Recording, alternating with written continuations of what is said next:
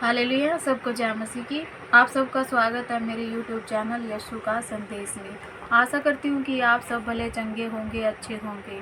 परमेश्वर की कृपा आप पर और आपके परिवारों पर बनी रहे। धन्यवाद करते हैं परमेश्वर का कि आज उसने हमें भला चंगा रखा, हमें जीवितों की दुनिया में जीवित रखा और हमें ये वचन पढ़ने की शक्ति दी, टाइम दिया। उसके लिए हम परमेश्वर का धन्यवाद करते हैं।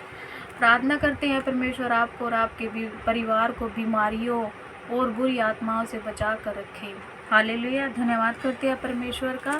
चलिए हम अपने वचन की ओर चलते हैं, जो नया नियम में मत्ती से 11वां वचन है। आशा करती हूँ कि आप सब इसे ध्यानपूर्वक सुनेंगे। ये वचन आपके जीवनों में कार्य करे, 1000 गुना 100 गुना फलों को लेकर आए, आपकी हर मुश्किलों का समाधान करे। हालेलुया। धन्यवाद करते हैं। जय मसीह की सबको। चलिए चलते हैं। यीशु और यूहन्ना बपतिस्मा देने वाला। जब यीशु अपने 12 चेलों को आज्ञा दे चुका तो वह उनके नगरों में उपदेश और प्रचार करने को वहां से चला गया।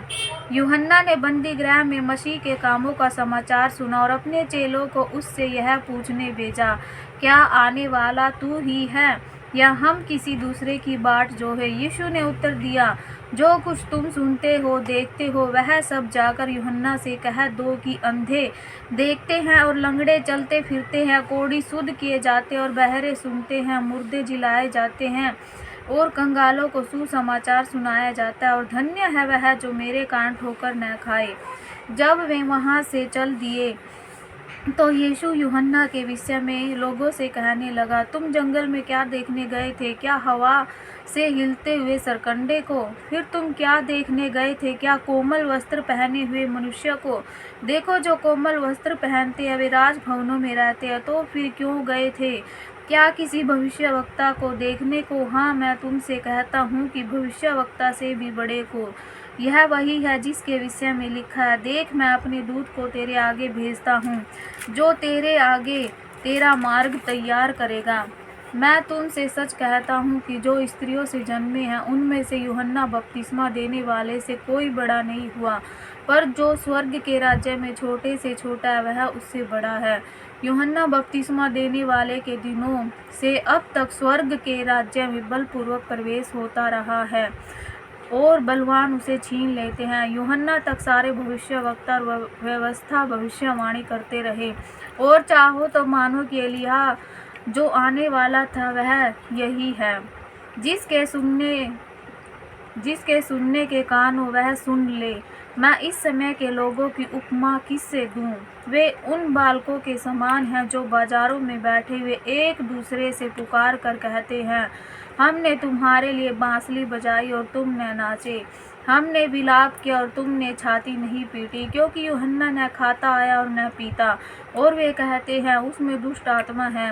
मनुष्य का पुत्र खाता पीता आया और वे कहते हैं, देखो पेटू और पियक्कड़ मनुष्य, महसूल लेने वालों और पापियों का मित्र। पर ज्ञान अपने कर्मों से सच्चा ठहराया गया है। आमीन। अविश्वास पर हाय। तब वह उन नगरों को उल्हाना देने लगा जिनमें उसने बहुत से सामर्थ्य के काम किए थे, क्योंकि उन्होंने अपना मन नहीं फिराया था। हाय खुराजीन, हाय बैतसैदा, जो सामर्थ्य के काम तुम में किए गए, यदि वे सूर और सैदा में किए जाते तो टाट ओढ़कर और राख में बैठकर वे कब के मन फिरा लेते। परंतु मैं तुमसे कहता हूँ कि न्याय के दिन तुम्हारी दशा से सूर और सैदा की दशा अधिक सहने योग्य होगी। हे कफरनहूम, क्या तू स्वर्ग तक ऊंचा किया जाएगा?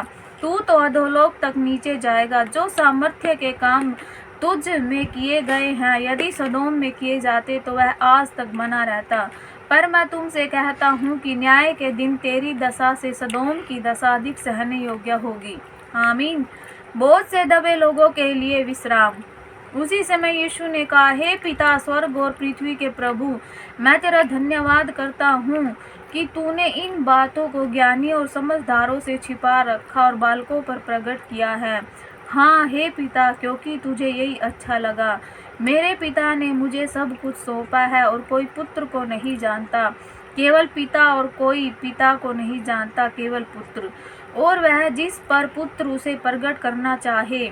हे सब परिश्रम करने वालों और बोझ से दबे हुए लोगों, मेरे पास आओ, मैं तुम्हें विश्राम दूंगा।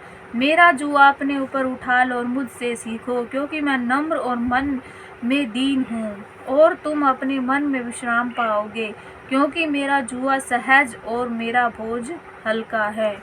आमीन। आशा करती हूँ कि आपने इन वचनों को ध्यानपूर्वक सुना होगा। ये वचन आपके जीवनों में कार्य करे और आपके जीवनों में सुख और शांति बनी रहे।